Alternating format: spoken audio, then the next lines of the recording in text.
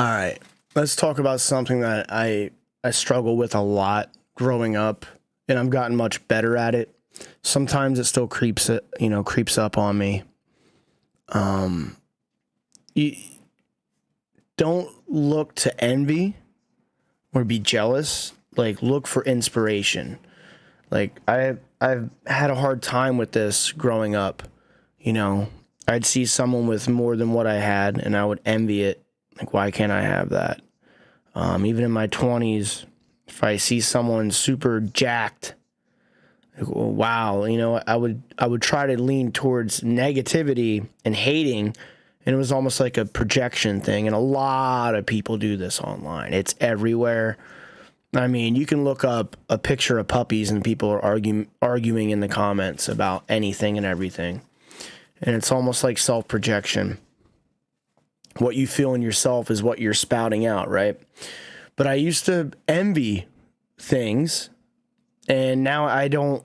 I made the makeshift the past several years to like be inspired. Like, when I watch some of these content creators that have a lot more than I may ever have, I used to be like, it used to anger me. Like, oh, F this person, you know what I mean? This isn't realistic, blah, blah, blah. Now it sort of like inspires me to do better for myself. Will I ever reach that height? Maybe not. It's irrelevant to me now, but I'm always going to try to be better than I was the day before, the month before, the year before, And I see people that have massive wealth, and it inspires me now instead of like being jealous. Some people are dealt a better hand in life.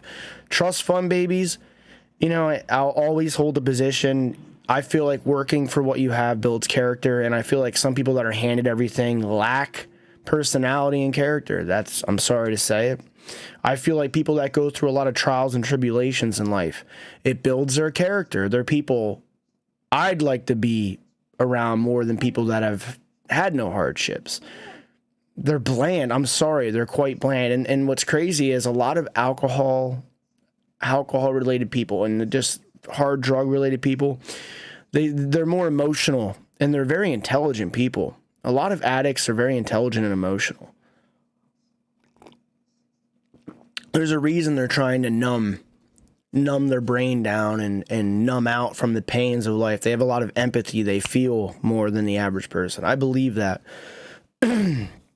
But I feel like someone who was dealt the best hand in life, to me, they got lucky. And, I'm not going to overly hate, because if I was dealt that hand, I would sure love it too. But that is what it is. I feel like people that go through more, it builds them more, right? And the harder the things, bearing very rough childhood things, some people have it way worse than others. But that is what it is. But you want to seek inspiration, like all the motivational videos you see and everything. People with, like, I collect a lot of cards, and I watch certain content creators that have just warehouses. They're multimillionaires. And, 10 years ago, I would have been like, oh, F this person. It's not even real. Is it real? Is it not? People could be faking a lot of stuff on here. Like, people finding stuff out in the wild, collectibles. It could all be staged. I could go and stage a lot of this stuff. It's not hard to do, but I like to be authentic. I don't like to clickbait either. I mean, there's a lot of ways to progress inauthentically, and I never could bring myself to do it. Should I? I don't know. I may be an idiot for not doing it, but I like to have authenticity. I really do. But I'll see these people now, and it just inspires me, like, to do better for myself.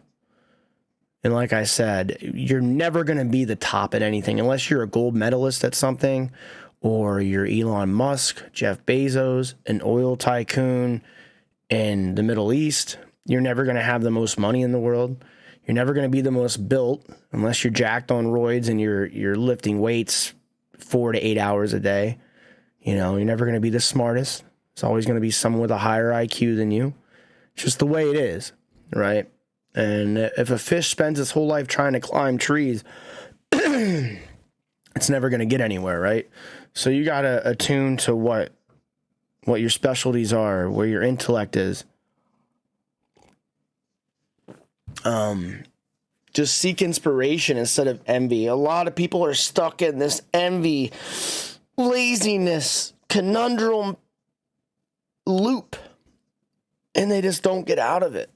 You know, there's elderly people that live their whole life in this. That's not me.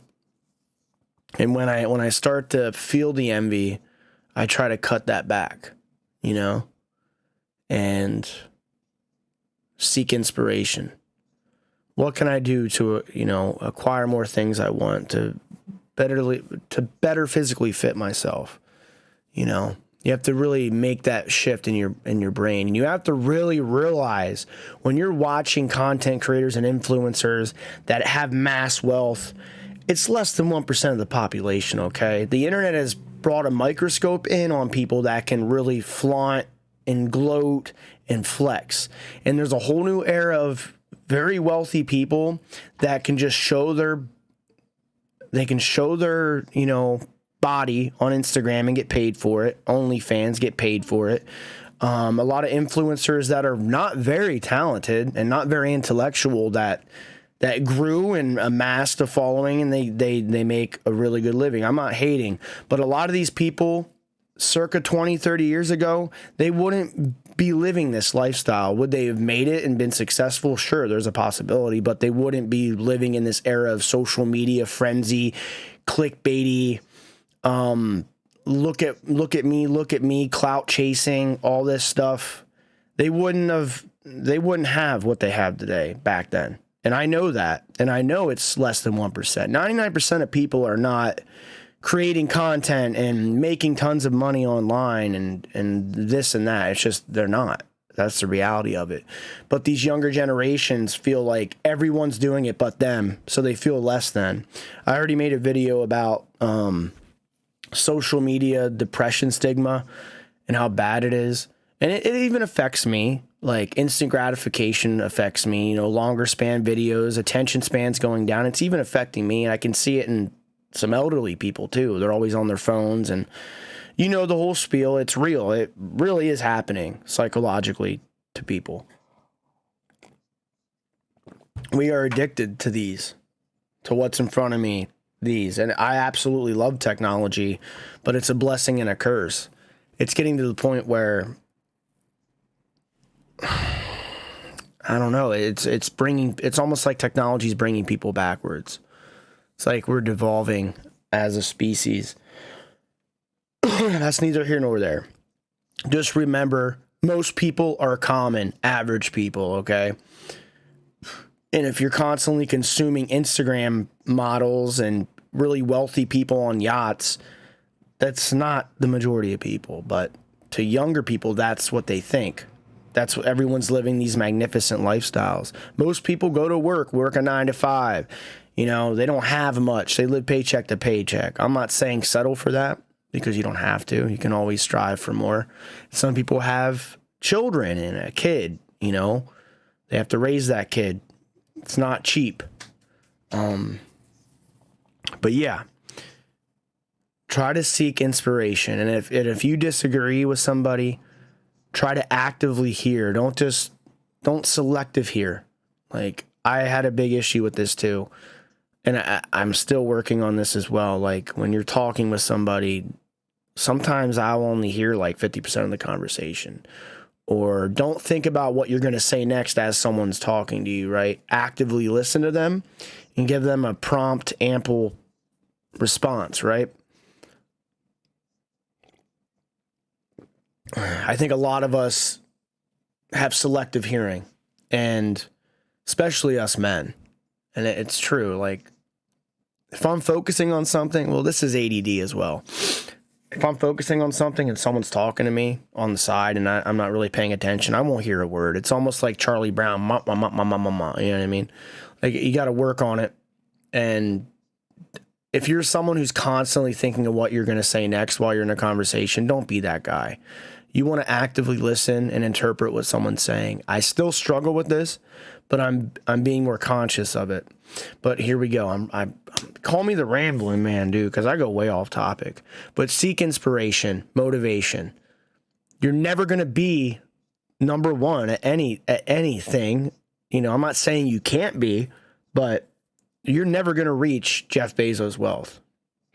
I'm not saying it. I mean, could have happened, sure. Let's not deplete all possibilities, but you have to be comfortable with that.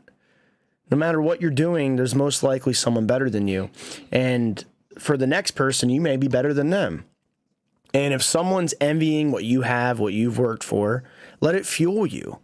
Like, one of my biggest pet peeves when I was in the oil field, working 24 hours straight, working, 60, 80-hour work weeks. It wasn't always like that. And someone would say, oh, it must be nice to have something. And I'm like, oh, it was nice living at my job to acquire some wealth to buy things. It triggers me so much when someone says something like that. I'm still working 50-hour work weeks in metal fabrication. And that triggers me. You get off your butt and go work a job. Put in thousands of hours that I put in, and maybe you'll have something. There's a lot of lazy, less than intelligent people out there.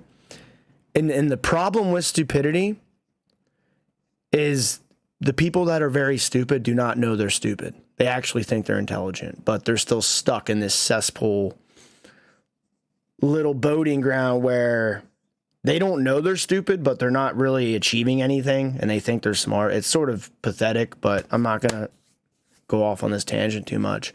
There's a lot of lazy people out there that just don't want to get it.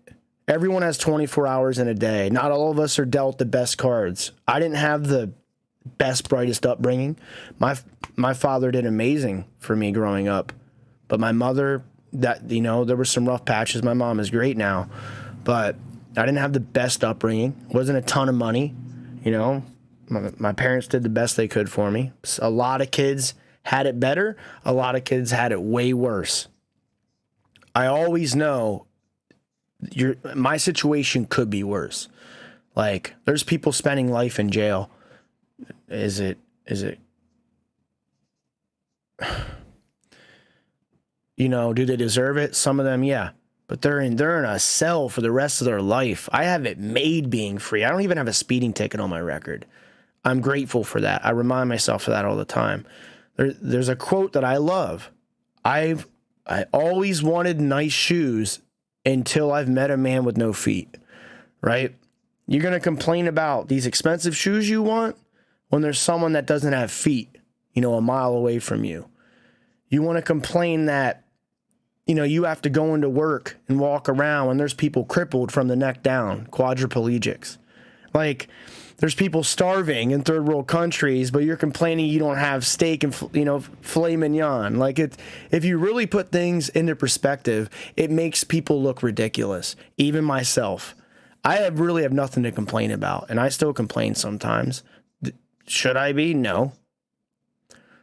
Look at Kensington, Philadelphia.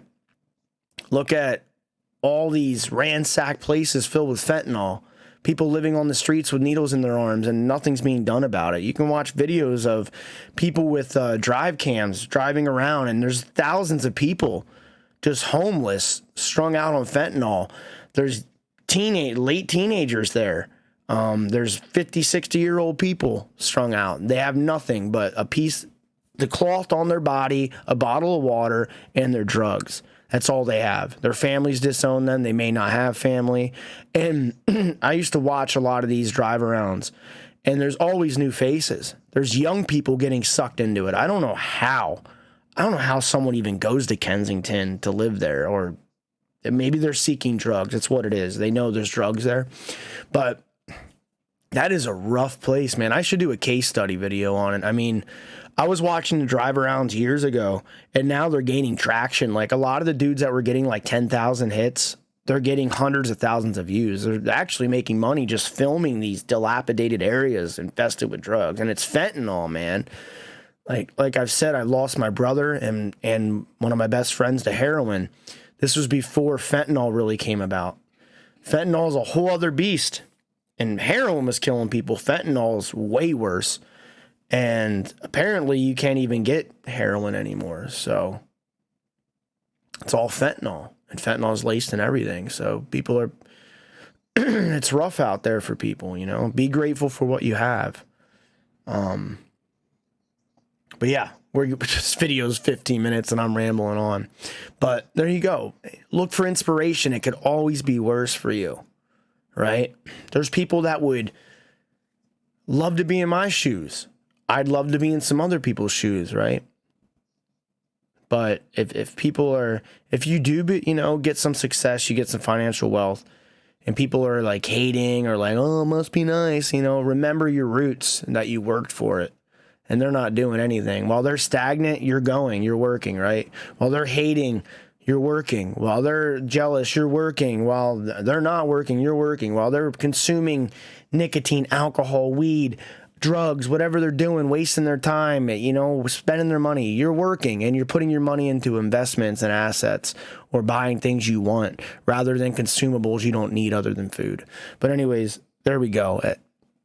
Not much more to say. Went off on a tangent, baby.